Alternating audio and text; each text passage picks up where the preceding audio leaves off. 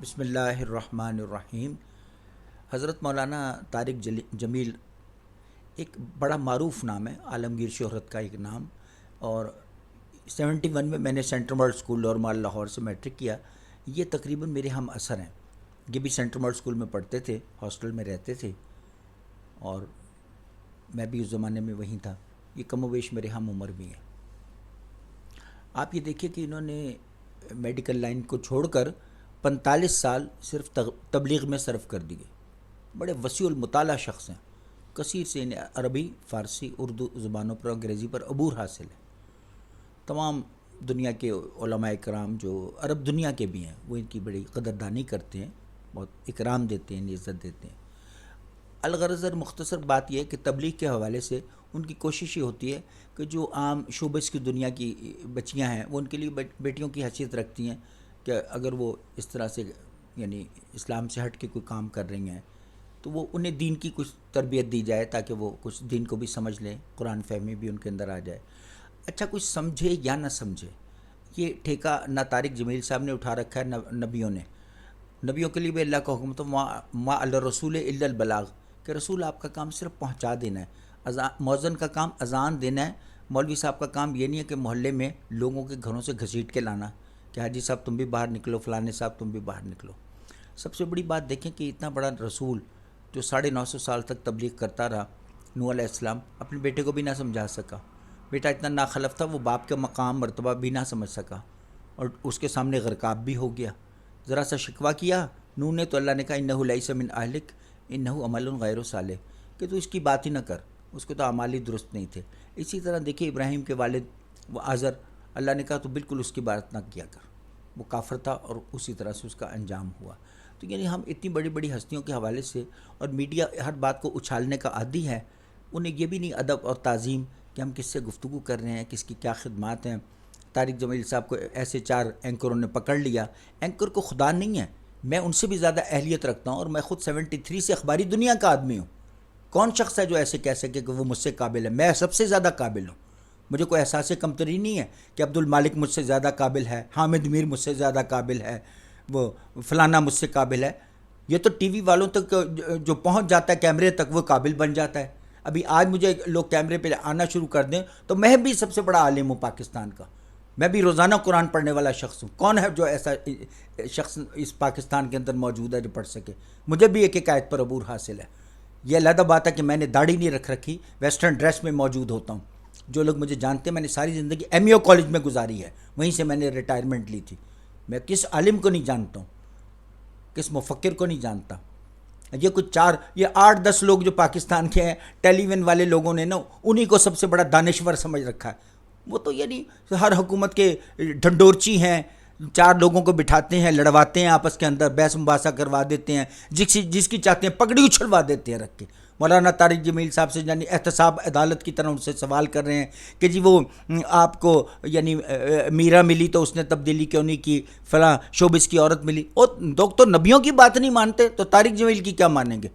لوگوں کا کام، علماء کا کام صرف بات کو پہنچانا ہوتا ہے۔ بڑے بڑے تبلیغی اجتماعات ہوتے ہیں، سیرت کے جلسے ہوتے ہیں، یہ کیا ہوتے ہیں؟ جمعے کے خطبات ہوتے ہیں، لوگ کچھ بھی اثر قبول نہیں کرتے۔ ہم کہیں جی مولوی سے بعد میں کہ یار محلے میں تبدیلی نہیں آئی ہے، اور لوگ چاہتے ہی نہیں تبدیلی کرنا۔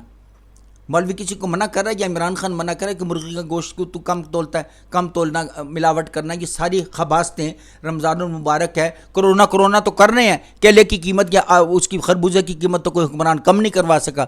یہ اس کی گورننس کا عالم ہے، اس پہ ہاتھ کیوں نہیں ڈالتا؟ ریڈی والے کے اوپر، کسی منڈی کے آڑتی پہ بھی کیوں نہیں ہاتھ ڈالتے؟ صرف روز ایک لفظ، ایک رٹایا سا حکمران استعمال کرتے ہیں۔ آج کے نہیں کر رہے، ماضی کے بھی یہی کچھ کرتے رہے حکمران۔ اللہ تعالیٰ ان کا بھی احتساب کرے گا کہ ہم کریک ڈاؤن کر رہے ہیں، فلانا کر رہے ہیں، دھماکہ کر رہے ہیں۔ ہوتا ہوا تھا کچھ نہیں ہے۔ ریڈی والا با اختیار ہے، خود مختار ہے، وہ جس قیمت پہ چاہتا ہے تربوز بیچتا ہے، جس قیمت پہ چاہتا ہے انگور بیچتا ہے، کوئی اسے روکنے والا ہے ہی نہیں۔ جب ایک چھوٹا سا ریڈی والا ان پڑھ انسان بے بس ہے، لوگ کیے ہوئے اپنے صارفین کو، پاکستان کے لوگوں کو، تو باقی علماء بیچارے تو اپنے واعظ و نصیحت سے کہتے ہیں کہ حق ادا کر رہے ہیں، اللہ کی حق بندگی ادا کر رہے ہیں، اس کا دین کو پھیلا رہے ہیں، کوئی مانے یا نہ مانے۔ اللہ نے اس سے طارق جمیل سے یہ نہیں پوچھنا کہ یار ماہرہ خان جو ہے نا وہ کیوں نہیں ٹھیک ہوئی تھی, اس نے ڈانسنگ کیوں نہیں بند کر دی تھی, یا جو ہے نا نرگس کیوں نہ ٹھیک ہوئی, وہ اس نے یعنی اسٹیج ڈرامے کیوں بند نہیں کیے. تو یہ سوال نہیں ہونے ہیں علماء سے, بالکل کسی سے کوئی. رسول کا کام قرآن کہتا ہے صرف بات کو پہنچانا ہے, کمیونیکیشن, بس پہنچا دی گئی یہ بات. لوگوں کو پتہ نہیں ان کو کہ 5 ٹائم اذان ہو رہی ہے, کس لیے اذان ہوتی ہے؟ وہ اللہ کی طرف سے ایک انویٹیشن ہوتا ہے, بلاوا ہوتا ہے, کوئی جائے یا نہ جائے. اب تو وہ دور ہی قیامت کا آ گیا کہ اب مسجدوں پہ تالے ہی پڑنے شروع ہو گئے. تو اللہ تعالیٰ نے دراصل مسجدوں پہ تالے نہیں ڈالے, لوگوں کی عقلوں پہ تالے ڈال دے رہے ہیں. افلا یتدبرون القرآن ام علی قلوب اقفالها, تم قرآن پہ تدبر کیوں نہیں کرتے ہو, یا تمہاری عقلوں پہ تالے پڑے ہوئے ہیں؟ اصل میں یہ تو تالے پڑے ہیں جو انہیں نظر نہیں آ رہے, آنے والے دنوں میں انہیں پتہ لگے گا اللہ کی نافرمانیوں کا کیا انجام ہوتا ہے. صرف ایک کورونا کے خوف سے کہ جی 80 لوگ مر گئے ہیں, 50 مر گئے, فلانے مر گئے. لوگ تو میدان جنگوں میں شہید ہوتے رہے, ساری زندگی غزوات ہوتے رہے, جنگیں ہوتی رہی ہیں جس میں شہداء ہوتے رہے ہیں. تو کبھی کوئی بھاگا اس طرح سے مساجد کا بند کرنا, مدارس کو بند کرنا, تعلیم کا سلسلہ منقطع کرنا؟ اللہ تعالیٰ سے ڈرے, ہر چیز پہ اللہ تعالیٰ نے نا ان کو پابند کر دیا ہے. ایک قید خانے میں ہر انسان کو ڈال رکھا ہے کہ وہ اپنی مرضی سے کہیں ادھر سے ادھر ٹریول ہی نہیں کر سکتا, وہ مقید ہے. اب یہ کسی کو کوٹ لکھپت جانے کی ضرورت نہیں ہے, یا کسی جیل کی حوالات میں مرنے کی ضرورت نہیں ہے, یا کسی کیمپ جیل کے اندر. وہ اپنی جیلوں میں لوگ خود ہی مرتے چلے جائیں گے اپنے, جیسے کہتے نہیں آپ اپنے دام میں صیاد آ گیا, آپ اپنے دام میں صیاد آ گیا. یہ صیاد ہی ہیں جو اپنے دام میں کل امرئ بما کسب رہین, یہ قرآن کی آیت ہے کہ ہر کوئی اپنے کیے میں ہی پھنسا ہوا ہے, ہر کوئی اپنے کیے میں ہی پھنسا ہوا ہے. میڈیا کوئی حرف آخر چیز نہیں ہوتی ہے کہ جی ہم کہتے ہیں جی کہ یہ جو اینکر ہیں یہ بہت بڑے پاکستان کے بقرات ہیں, سقراط ہیں, افلاطون ہیں. یہ تو ٹی وی والے جو ٹی وی کے مالکان ہیں, وہ جس کو چاہے مجھے 4 دن اسکرین پہ لائیں, میرا بھی ڈنکا بچ جائے گا پوری دنیا کے, ہاشمی صاحب, ان سے اچھا کوئی بولنے والا نہیں ہے. یہ کوئی حرف آخر نہیں ہوتا کہ حامد میر کا کہنا حرف آخر ہو گیا, مالک کا کہنا حرف آخر ہو گیا, فلانے کا کہنا حرف آخر ہو گیا. حرف آخر کوئی چیز نہیں ہے. حرف آخر صرف کتاب اللہ ہے یا کتاب اللہ کی باتیں ہیں, اور باقی تو ایسی ایک رائے ہوتی ہے, اوپینین ہوتی ہے. یہ آپس میں بلکہ لوگوں کو لڑاتے ہیں. کنسنسس نہ پیدا کرنے میں میڈیا ہی سب سے بڑی رکاوٹ ہے. علماء کرام ہوں, مختلف مسالک ہوں, اس میں بھی یہ پیدا ہی نہیں ہونے دے رہے کہ یکسانیت آنی چاہیے. سیاست میں بھی یہی کچھ کرتے جا رہے ہیں. شہباز شریف کے خلاف بات کی تو عمران کے خلاف کر دی, عمران کی بات کی تو فلاں فضل الرحمان کے خلاف بات کر دی. اس کا کیا مطلب ہوتا ہے کہ لڑاتے رہو, مزہ لیتے رہو, اور ٹی وی ٹاک شوز چلتے رہیں, اور رینکنگ ان کی, اس کی ریٹنگ ویٹنگ بڑھتی رہے. اور کیا یہ سب بکواس باتیں ہیں. میں میڈیا کا 1973 سے آدمی ہوں, ذوالفقار بھٹو کے ساتھ بھی رہا. میں اتنا پرانا رائٹر ہوں, مجھ سے نہ اچھا کوئی لکھ سکتا نہ بول سکتا ہے. کہ میں ٹی وی مالکان سے درخواست کرتا ہوں کہ مجھے بھی بلا کر بٹھا کر دکھائیں, میں کیسے بول کر دکھاؤں گا. ادھر دیکھیے, اور جرت مند کے ساتھ بولوں گا. 2-4 خوبصورت لڑکیاں بٹھائیں, 2-4 مولویوں کی درگت بنا دی, کسی سے کچھ سوال کر دیا. یعنی یہ سب کے متصب آلہ لگے ہوئے ہیں کہ طارق جمیل سے سوال کریں جی کہ آپ کی باتوں کا اثر کیوں نہیں ہو رہا. اور نبی سے سوال کرتے نا کہ اس کی باتوں کا کیوں نہیں اثر ہوا. خلفائے راشدین سے سوال کرتے کہ رسول کے بعد کیوں انحطاط پیدا ہوا اسلامی دنیا کے اندر, اور جو آج تک پیدا ہوا ہے کہیں سنبھلی ہے اسلامی دنیا آج تک؟ یہ باتوں پہ غور کرنے کی ضرورت ہے. علماء کرام سے ادب سے, تہذیب سے گفتگو کرنی چاہیے, اور انہیں بٹھا کر ان کی عدالتیں نہیں لگانی چاہیے.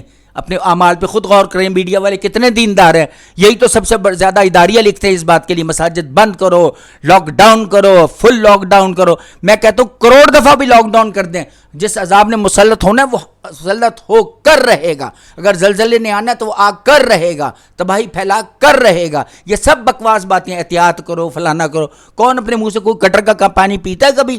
کوئی نہیں پیتا ہے. بالکل یہ فضولیات ہیں. زندگی بھرپور طریقے سے گزارنی چاہیے. اللہ تعالیٰ حکمرانوں کو توفیق عطا فرمائے کہ وہ اللہ کی ذات پہ یقین رکھے. موت کسی صورت میں نہیں ٹلے گی. ایک لمحہ اذا جاء اجلها لا یستاخرون ساعة ولا یستقدمون. ایک گھڑی نہ ادھر ہوتی ہے نہ ادھر ہوتی ہے. دین کو نہ یہ سمجھا رہے ہیں صحیح. مساجد کب تک بند کریں گے؟ اللہ تعالیٰ نے اتنے ڈنڈے مارے گا جس کا کوئی حساب کوئی نہیں.